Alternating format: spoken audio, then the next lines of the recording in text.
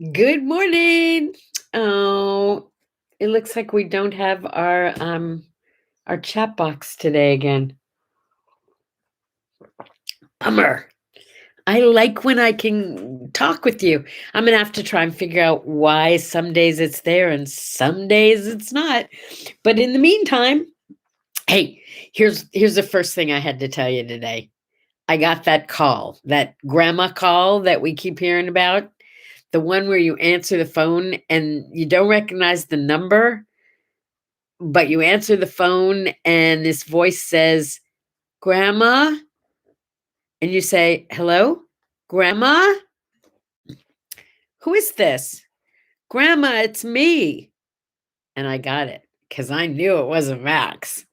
And I immediately said, "Oh, honey, you sound upset. Are you in trouble? Do you need money? Where can I send it?" And then the mysterious caller on the other end of the line hung up on me. Go figure. Yeah, be careful. They're out there. They're out there trying to get us grandmas and knock us for all we got. Yeah, baby. Um, but I have been waiting for that call. I mean, I was kind of getting tired of getting calls about, like putting in solar and getting the you know, getting the warranty on my car renewed and, stuff like that. So this was pretty cool. I was glad I finally got it. The other thing I wanted to tell you about was I was working on my gratitude list this morning and I realized one of the things I'm really grateful for that I forget to mention is paper. Paper. Like, aren't you glad you don't have to blow your nose with papyrus or, wipe with papyrus or write on papyrus? There's so many. Can you imagine having a roll of paper of papyrus towels in the kitchen to clean up spills? Yeah.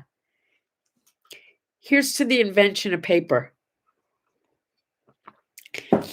And I am so grateful that it is so readily available in so many different glorious forms for us to use. I mean, come on. Mark this down. July 1st should be a celebration of paper. Yeah, paper. It's like so cool. Like you put it in a copy machine and copies come out. Okay, a little copy machine, credit gets done too. But I mean, if there was no paper, what would you put in your copy machine? Huh? Huh? Come on, try that one on. When you want to make a shopping list, I know you can do it on your phone. You can try to remember it, but if you have a pad of paper, how cool is that? And books. Do you know how heavy books are when they're made out of papyrus instead of paper? Come on, folks. Let's hear it for paper. Yahoo! Paper, paper, paper. It is also Canada Day. Canada, oh Canada. I know we have a bunch of Canadians in What Do I Say, What Do I Do? And by the way, I posted yesterday. Sorry, it's a little allergy today. I posted yesterday that What Do I Say, What Do I Do is like, I don't know, like 8 or 9 people away now from having 1,000 people in our group. That's pretty cool, isn't it? Come on, invite your friends. Let's get over the top. Because once you hit 1,000, I would imagine it's easy to keep growing from there. It's been a long haul, but I'm sure anyone who's been with us since the beginning would tell you it's been worth every minute of it. Every single minute of waking up in the morning, writing and drawing. And, during the night, I realized that I was having problems with my right hand. And I've gotten shots a couple of times in my left hand. Now my right hand is seizing up. And I thought, I'm a righty. How am I going to do word art if I lose the use of my right hand? And then I realized, I'll just do more of this. I can make this happen. Take what you got and go with it, whatever it is that you got. We're going to talk more about that. Today is early bird day. And I thought, what does that mean? Early bird day. So I I did some thinking first, and then I looked it up to see what the experts say it means. And I was pretty right on. Early bird day is like, the early bird gets the worm, first come, first serve. We've since the 1600s had those phrases around, and the idea that it was good to be the first. So use today to be your opportunity to anticipate being first and having firsts in your life, because they're pretty cool, aren't they? Yeah, I can tell you that I'm tired sometimes, like today, when I'm up at 5 a.m. Although Bailey came in at 4:30, I wanted to punch him in the snout. Yeah, 4:30, he came in to say, "Hey, Mom, isn't it time to get up yet?" No, Bailey, it's not. Anyway, 5 o'clock comes pretty early, right? But the gloriousness of watching the day unfold, and you get so much done before breakfast, you feel like you could take the rest of the day off and still feel like you've accomplished a lot. So practice early bird today. Be the first one at lunch. Be the first one at a meeting. Be the first one on a group call. I don't know, whatever it is. Have some firsts today. You be first. It's also chicken wing day. Do you not love chicken wings? I mean, okay, Costco sells gazillions of chickens, roasted chickens, every day. And Costco's all over the world. So I'm going to assume they have something like that everywhere, right? I like to go and buy a Costco chicken. And then as soon as I get it out to the car, open it up and eat the wings while they're still hot. Yeah, I'm not going to lie. I do that. I stand at the back of my car, pulling the wings off a chicken and eating them. Oh, and speaking of chickens, I have a chick report for you. Yes, I do. Yes, I do. So Bob had been in the little coop, and the other 3 chicks, Margaret, Philly, who's probably just about ready to start laying eggs, I think. Margaret, Indy calls her Maggie, but she really likes being called Margaret. Margaret, Philly, and Billy too. That's Billie Jean too, Max's chicken. They were all put together in the big outside pen. And I'm not going to say they didn't have a couple of little skirmishes, right? The 3 little girls stick together, and Bob's always been very aggressive, but Bob seems to be letting them have their space. So we've been keeping them all in the pen together. And Indy got some great shade cloth to put over the top, so it's much cooler in the pen than it was before. And there's a big fan that pulls the air conditioning out of our house, and we're apparently air conditioning the whole neighborhood now. Yeah. Okay, now I don't want to make anyone nervous, but Indy and I both thought in the last 2 days that we might have heard a little cock-a-doodle-doo out there. And we're hoping that we didn't make a mistake. And one of them might be, like a Robert instead of a Roberta. We know it's not Bob because she lays eggs. We'll see what happens. Okay. Chicken wing day. Hot, not hot. Go get them the way you like them. Oh, I wish we could be playing this game now, because then I'd know who likes them hot and who doesn't. And by the way, Opa sent a message this morning that said she had to miss being here this morning live because she had another doctor's appointment, an emergency doctor's appointment. Let's send out some positive vibes there, huh? We need this girl to get healed. Heal, baby. Yeah. If I were there, I would lay hands on you. No question. It's Estee Lauder Day. How cool is that to be like so famous that you have a whole day named after you? Yeah.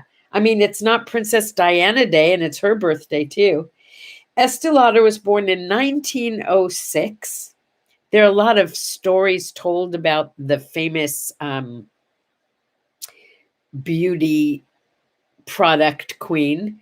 But the truth is, she came from a very poor family, was very poor. And in what year? In 1998, she was the only female, in fact, on the list of the 20 most influential business geniuses of the 20th century.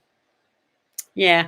She started out with this stuff called Youth Dew, which was instead of just being a little cologne, you used it in the shower or in the tub. So instead of just using little dabs of stuff, women were like pouring it all over themselves. Do you remember using Youth Dew years ago? I think they still sell it, but I can remember using it. Yeah, Estee Lauder stuff was great. And I'm trying, there's an Estee Lauder story here somewhere, and I'm not sure what it was.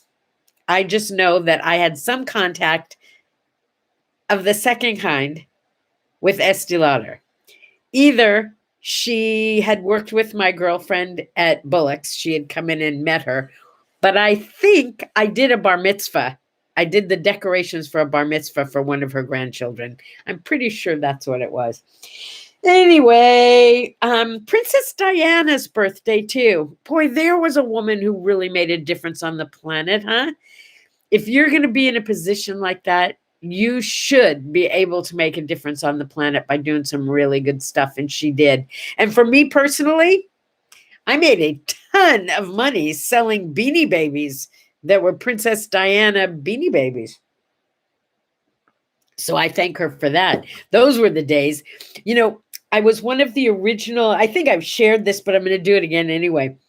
I was one of the original stores that carried Beanie Babies. I didn't carry them because they were hot. They weren't hot when I first started carrying them.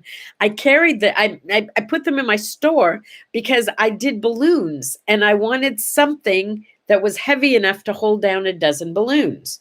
Because, you can deliver a dozen balloons, but just to hand it to somebody, it could be attached to a bottle of champagne, but then you had to have a liquor license, which eventually I got. But you had to have a liquor license and they had to want champagne and it had to be for adults. And what was I going to attach them to? And then I found these beanbag bears. So I didn't carry all the animals at first. I just carried Thai bears and I called it a beanie bear bouquet. And it worked. So because I was one of the original stores that carried Beanie Babies, when they got hot, we originals got first choice when it came to placing orders. They filled our orders first.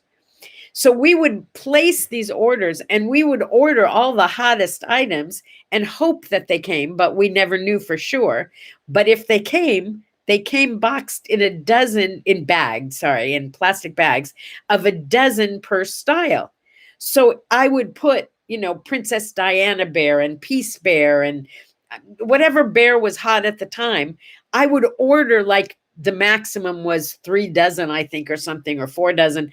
I would order like as many as I could and hope that I got a dozen. And I can remember that feeling of opening the big box from Thai and having a dozen Princess Diana bears, those purple bears with the little flat rose on them. They cost me $2.50 each. And there was a time when I was selling them for like $200, $300, $500 each. It was crazy. It was insane. So, Princess Diana, I totally celebrate your birthday. Princess Diana was good to me. And on the other end of the spectrum, it's also the death day of Marlon Brando. Wow, there was an actor who had some attitude, huh? Yeah, I think that was called method acting, or either that or the guy was really, kind of. I'm not a huge fan, but I mean, come on, The Godfather. If you don't know any of his other work, like On the Waterfront, he was quite an actor. There's no question about that. Also, Michael Landon, remember Little House on the Prairie? And I mean, he was always doing like sweetsy kinds of things like that. Nice looking guy. My ex-partner's son dated his daughter for a very long time. And rumor has it, he would go over there for dinner and Michael Landon was just like this regular nice guy. Yeah, nice guy, Michael Landon. Oh, and Wolfman Jack. Do you remember Wolfman Jack? For like decades, the guy had this radio show. It was literally before we had social media, before we had the internet. Wolfman Jack was it. He was our social media. He was our internet. He had his DJ show across the world. He was in like, I don't know, 60 different countries, 50 different countries. Wolfman Jack with that gravelly voice. He said it was bourbon that did that. I don't know if that's true. But pretty much everybody listened to Wolfman Jack at some time or another. Or saw him on what was he on? American Graffiti. Yeah, I mean, because he was the guy, right? So he was in all the American Graffiti movies too, as an actor. Yes. Okay, this was important to me. In 1997, Hong Kong reverted back to the Chinese government, Chinese sovereignty, which ended 156 years of English rule. And Hong Kong under English rule was basically free. I mean, I was lucky enough to be there in 1996, the year before the Chinese took it back over. What an amazing place to go.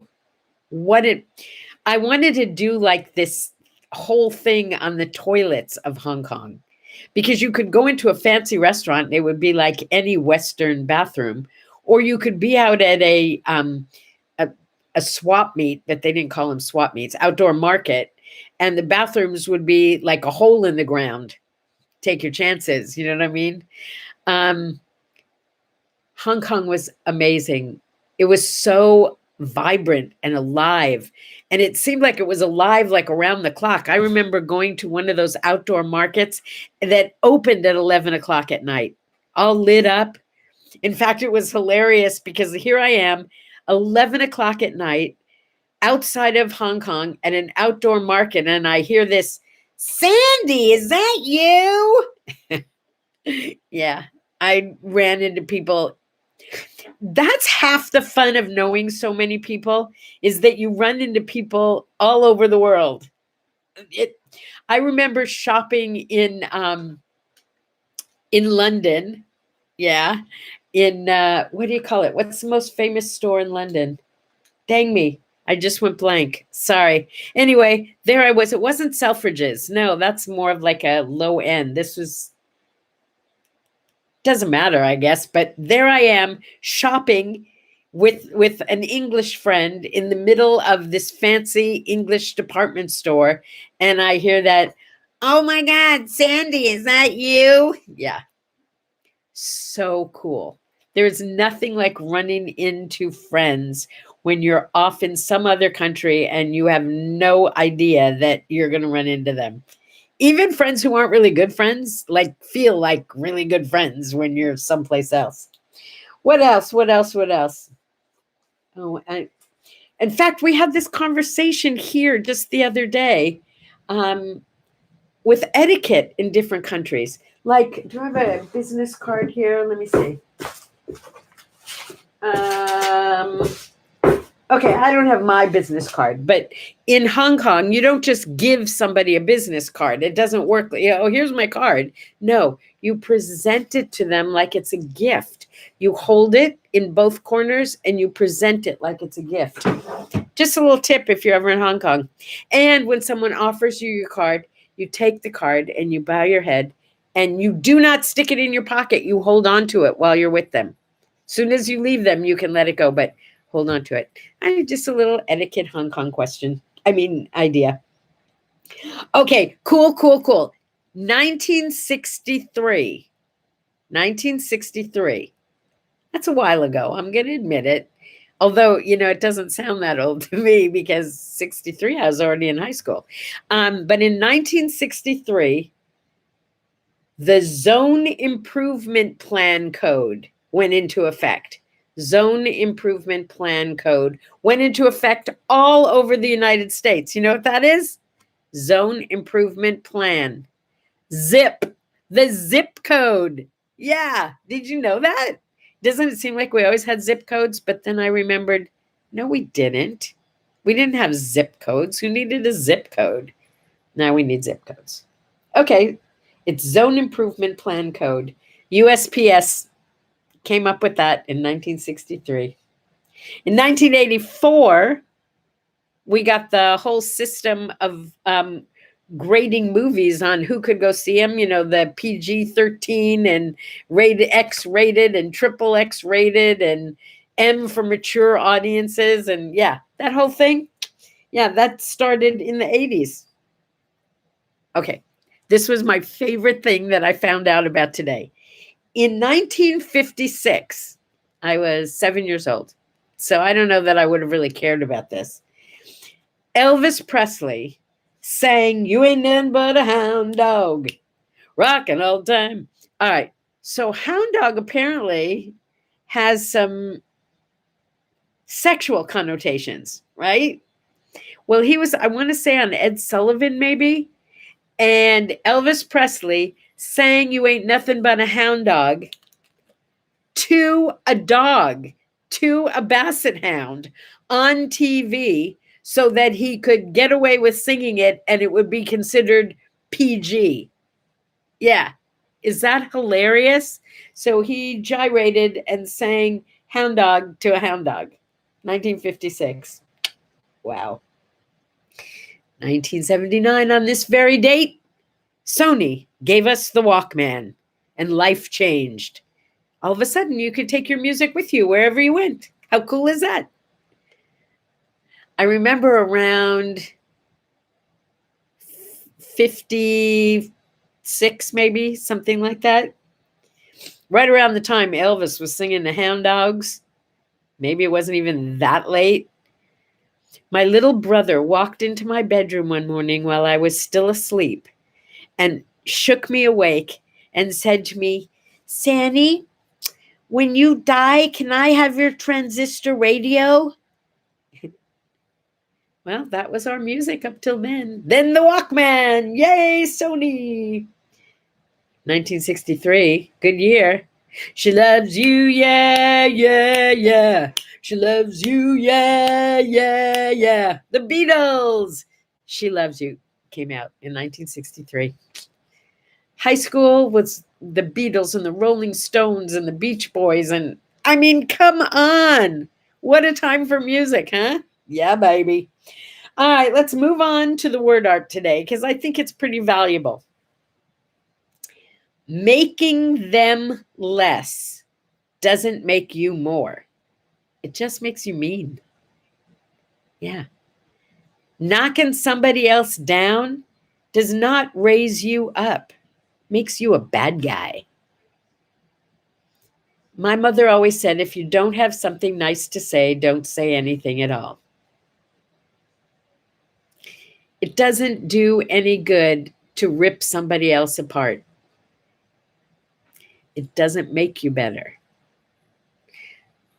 Even by comparison, because you're the one denigrating another human being. That's just not nice. Don't do that. Don't do that. Okay. Invite your friends to join What Do I Say, What Do I Do? So we hit over 1,000. And I'm like soliciting ideas for what we can rename the group to be. What Do I Say, What Do I Do made a lot of sense when it was like a, Dear Abby of Facebook.